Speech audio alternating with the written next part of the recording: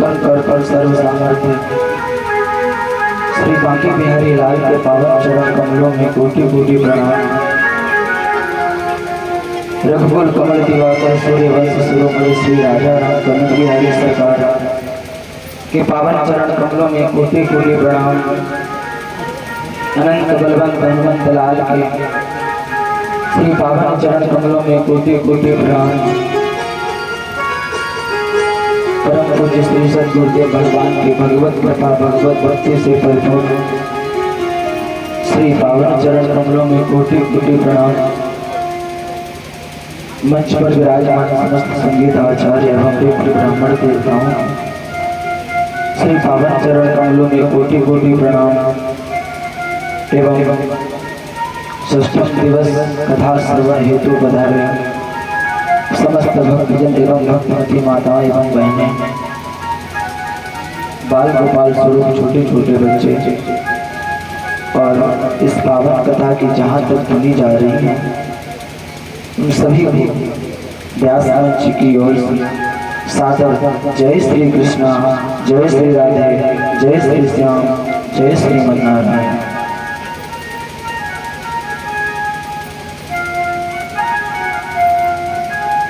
विगत दिवस में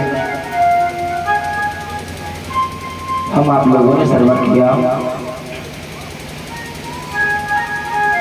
सुंदर भगवान कृष्ण का जन्म हुआ। देवकी वसुदेव के घर में आनंद हुआ और श्री वसुदेव जी महाराज भगवान कृष्ण को अपने मित्र नंद बाबा के यहाँ ले जाते हैं ताकि अपने लाला को कंस जी से कोई भय ना रहे। जो उधर कन्या होती है ना महाराज, उस कन्या को ला करके 8वीं संतान के रूप में मानो कंस को दे देते हैं श्री वसुदेव जी महाराज।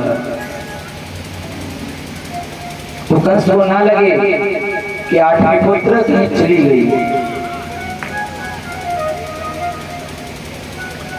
इधर महाराज प्रातः काल क्या होता है गोकुल में महाराज, जब माँ यशोदा उठती है ना तो देखते हैं प्यारो नंद लाला नटवर नागर छर छबीलू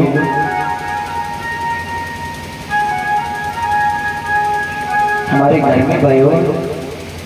महाराज दास दासियों को पता चलता है और नंद बाबा कहाँ बैठे थे पता है? जो गांव के सरोवर होते हैं ना, सरोवर के किनारे बैठे थे माला लेके और माला में क्या जप रहे थे? अभी तो भयो नाय आगे को पतो ना है, अभी तो भयो नाय आगे को पतो ना है। महाराज 90 साल की अवस्था हो चुकी थी श्री नंद बाबा की और माला क्या कर रहे हैं वो? क्योंकि ब्राह्मण से बोल के गए थे कि आपके घर में बाल गोपाल नटवर नागर छर छबीलो महाराज अवतार ले लो। तो इसी की आस से माला करते बैठे। हमारा 90 साल की तो अवस्था हो गई है, कोई भरोसा तो है ना कि ब्राह्मण की बात सही निकले कि गलत। तो माला लेके ठहरे हैं, अभी तो भयो ना है आगे की पतो ना है। जब तक महाराज एक दासी शोर मचाती हुई नंद बाबा के पास पहुंचती है, नंद बाबा से कहते हैं बाबा आनंद है गो आनंद। बाबा कहे का है गो, क्या है गो लाली, काहे के लाली इतनी खुश रही है तो? दासी बोली अरे बाबा घर को चलेगो ना तब सब पता चल जाएगो का भय हुए। नंद बाबा महाराज दौड़े दौड़े दासी के पीछे घर जाते हैं और जब घर जाते हैं तो महाराज क्या देखते हैं? सभी आस पड़ोसी पूरा महाराज नगर मैया यशोदा के साथ मिल करके दिव्य महाराज बधाई गाई जा रही है, खूब बधाई बांटी जा रही है। नंद बाबा ने महाराज देख के जैसे देखा महाराज खुशी से उनको हृदय पिघल गया, कंठ अवरुद्ध हो गया, नाचने लगे महाराज। कहने लगे देखो जिसके ऊपर भगवान की कृपा करते हैं ना उसको हमारा 90 साल में भी दूर हो सकता है।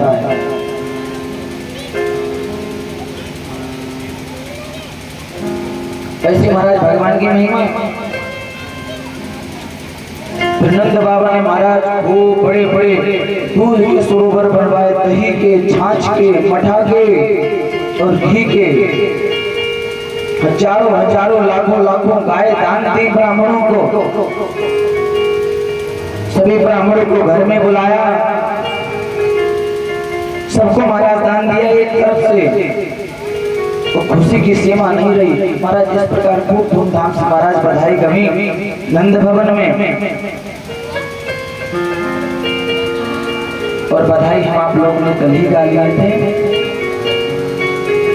आज हम लोगों को सभी लोग को श्री गोवर्धन पूजा की ओर चलना है। इसीलिए प्रसंग को संक्षिप्त रूप में बताते हुए, क्योंकि एक दिन का ना कथा का व्यतिक्रम चल रहा है।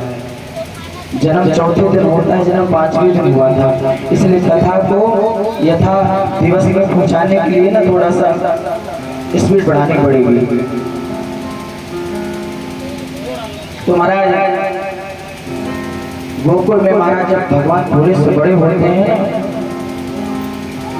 तब कंस की बहन पूतना, अच्छा कंस को पता क्या लगा कि नारद जी ने उनसे कहा था कि 8वें पुत्र देवकी की आपका काल बनेगा, और 8वीं संतान महाराज हुई तो उनको मिली भी, पर उनका काल कोई नहीं बना। तो कंस घबरा गया। तो उसने सोचा शायद नारद जी ने कहा था 8वीं पुत्र मेरा काल बनेगा, तो कोई जरूरी थोड़ी ना देवकी की 8वीं पुत्र हमारा काल बने। तो उन्होंने अपने मौसी पूतना को बुलाया, बोले जाओ गोकुल में और जितने जितने तुम्हें छोटे बालक दिखे ना सवन को महाराज अपना जहर जो है ना दूध में बात जहर को पिलाए के गोविंदाय नमो नमः कर देना। अब महाराज पूतना तो सर धज के गई एकदम, तो जैसे अप्सरा भी फैल। नंद गांव जब गए महाराज गोकुल में, तो नंद भवन में पता चला सुंदर बालक भयो है। पूतना ने क्या सोचा, चलो यही से शुरुआत करते हैं। अब जब नंद भवन में पूतना प्रवेश की, मैया यशोदा जी मिले। यशोदा जी से पूतना कहती है, मैया यशोदा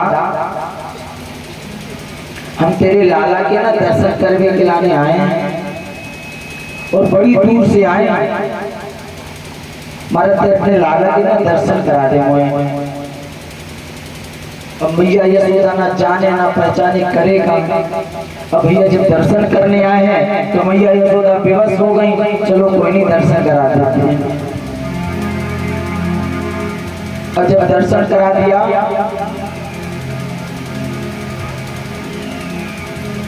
तब पूतना क्या कह रही है, इनको थोड़ा गोद में भी खिलाने का मन कर रहा है। माता यशोदा बोली बस बैठने की जगह दे दी, तो लेटने की सोच रहे हो? नहीं, तुमसे हमारे कोई संबंध परिचय है नहीं, तुम्हें दर्शन करा दिया बहुत बड़ी बात है। बता तुम्हारे अंदर कौन जादू टोना आता हो, हमारे लाला भी कर दो, क्योंकि बचपन में नजर बहुत जल्दी लग जाती है। उतना हमारे पानी नहीं, तो भगवान को जैसे देखा आंखों से ना, तो भगवान ने आंख बंद कर ली। तो आंख बंद करने के कारण पता कि बहुत सारे कारण है भगवान की आंख बंद करने के। भगवान ने, अच्छा भगवान को तो सब पता था कि मुझे मारने के उद्देश्य से आई थी, और भगवान ने ये सोचा अगर हम इसको अपनी जादू भरी निगाहों से निहार लेंगे ना तो अपना ये कार्य भूल जाएगा कि किस लिए आएगी। कहते हैं ना जादू भरी तेरी आंखें जिधर गई। भगवान की नजरें तुम्हारा वो है जब भगवान के पीछे नजरों की कटाक्ष से ना गोपियां महाराज घर गृहस्थी भूल गई थी, इसलिए मानो भगवान ने आंख बंद कर ली।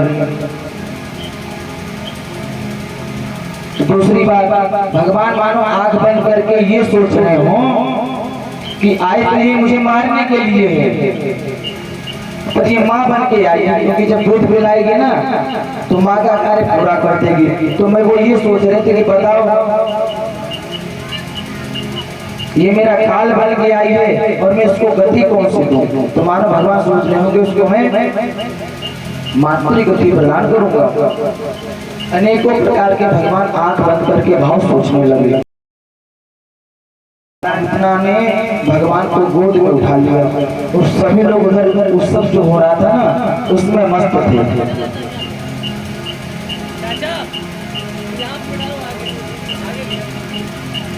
इधर महाराज क्या होता है, पूतना ने जैसे ही भगवान कृष्ण को अपने वक्षस्थल से लगाया ना और घर से बाहर निकल गए, किसी को पता नहीं चला।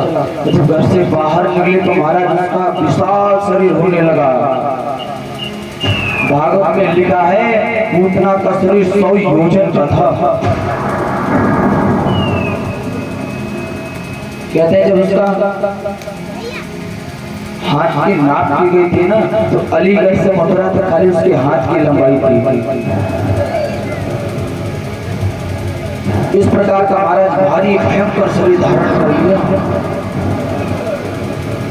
और जो अपने स्तरों में काल कूट विष लगा कर आई थी पूतना कि मैं दूध का पान कराऊंगा और उसके विष चला जाएगा तो महाराज छोटा सा बालक के थोड़े से विष को ना धारण नहीं कर पाएगा, तुरंत गोविंदाय नमो नमः हो जाएगा। भगवान सोच गए पूतना मौसी तुम सोच रही हो ना ऐसा कुछ भी नहीं होगा। भगवान कृष्ण महाराज दुग्ध पान करने लगे, कोई भी इसका फर्क नहीं पड़ा, दुग्ध पान करते गए। पूतना सोच रही है कि इतना तो मैं दूध धारण करके ही नहीं लाया था, इतना महाराज ये दूध पिए जा रहे हैं और कितनी देर में जब मर जाना था। भगवान को फर्क नहीं पड़ा, दूध पीते गए। जब दूध खत्म हो गया तो हमारा रक्त का नंबर आ गया, दूध की जगह पर हमारा रक्त चूसने लगे। रक्त चूसते महाराज अपने शरीर को इतना विशाल बनाया, इतना वजनदार बनाया कि पूतना महाराज गोद में लेकर खड़ी ना हो सकी, फटाक से जमीन पर गिर गई। तो जमीन पर गिर गए महाराज, वक्षस्थल से महाराज को भगवान ने प्रहार किया, उसके तुरंत गोविंदाय नमो नमः हो गया। बोलो कृष्ण कन्हैया लाल की जय हो। अब महाराज जब धाम से गिरी ना, इसे वृक्ष गिरता है, लेप्टिस का पेड़ जब गिराते हैं ना काट कर तो कितनी विशाल आवाज आती है। पूतना तो सोचो महाराज पर्वत के समान हो चुकी थी, वो एकदम से जब जमीन पे गिरी तो महाराज पूरी पृथ्वी कांप गई। कोई महाराज नंद भवन के अंदर के सभी गोपिकाएं मैया नंद बाबा और यशोदा घर से हाहाकार करते बाहर निकले। क्या देखते हैं महाराज, भारी विशाल काय पूतना नाम की और बड़ी है और उसके छाती पर ना वक्षस्थल पर भगवान कृष्ण छोटे से खेल रहे हैं। नंद बाबा ने सोचा अरे राम राम राम राम ये क्या हो गया। यशोदा माँ को काटने लगे तो ये अपने लाला की खबर ना है, लगी है उत्सवों में धूमधाम मचाने में। तो ये लाला कहाँ जा रहे हो, कहाँ कर रहे हो, कजू पतो है कि ना है।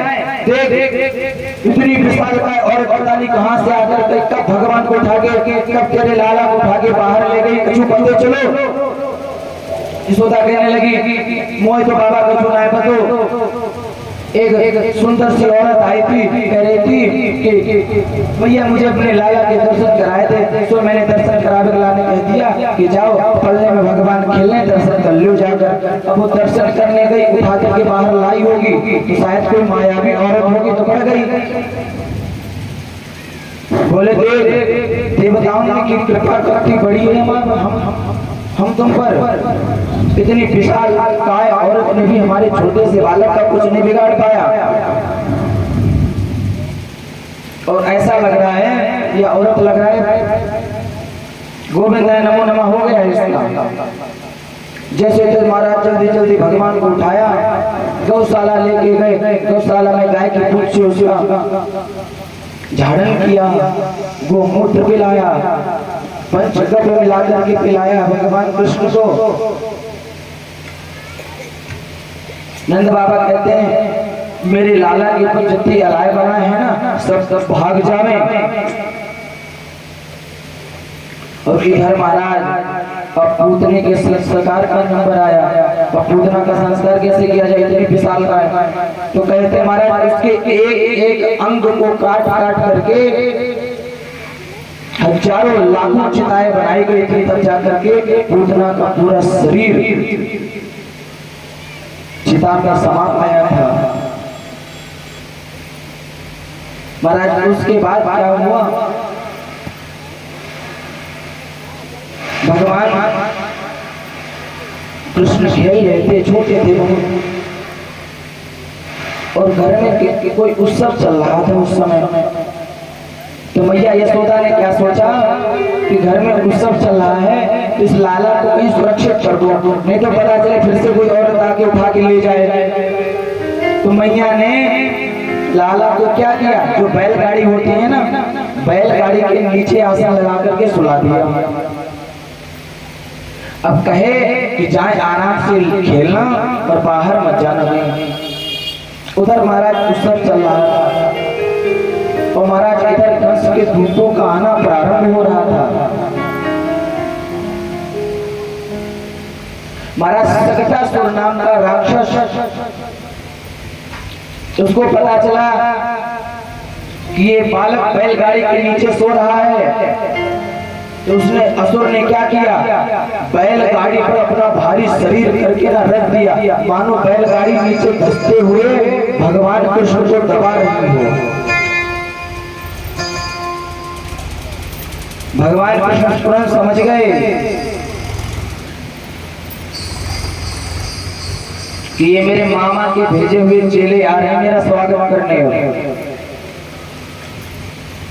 भगवान कृष्ण समझ गए, हमारा छोटे थे ना, एक लाख खाली स्पर्श कराई ऊपर को। छोटा बालक जब खेलता है ना लेट के, तो हाथ पैर खूब हिलाता रहता है। तो भगवान कृष्ण ने छोटा सा पैर खाली बैलगाड़ी का ना नीचे से स्पर्श रस किया। सोई महाराज बैलगाड़ी उड़ करके महाराज पलट गई। और जब बैलगाड़ी महाराज उड़ी, ऊपर से धाम से नीचे गिरी, फिर से बहुत जोर हल्ला हुआ। छोटे छोटे जो बाल को बालते ना, थोड़े थोड़े मैया यशोदा के पास गए, बोले मैया मैया देख तेरे लाला को कहा है रोए बाने, बैलगाड़ी को फेंक दो। तो माँ यशोदा दौड़ी दौड़ी आई, देखा कि बैलगाड़ी बगल में पलटी पड़ी है और लाला हाथ पैर उठा करके ना खेल रहा है। अब महाराज मैया यशोदा को तो भरोसे नहीं हो रहा है, कत्ते छोटे बालक ने बैलगाड़ी को कैसे पलट दिया। और जो छोटे छोटे बालक कह रहे कि मैया मैंने अपनी आंखों से देखा है, जाए लाला ने ना अपना पैर मार के इस बैलगाड़ी को पलट दिया। मैया यशोदा ने फिर जैसे तैसे, मैया यशोदा ने सोचा मुझे लग रहा कोई इधर उधर की ना बुरी अलाय बलाय मेरे लाला के ऊपर आ गई है। तुरंत उठा करके गौशाला में ले करके गाय के पूंछ उसका झाड़न किया, पंचगव्य का पान कराया।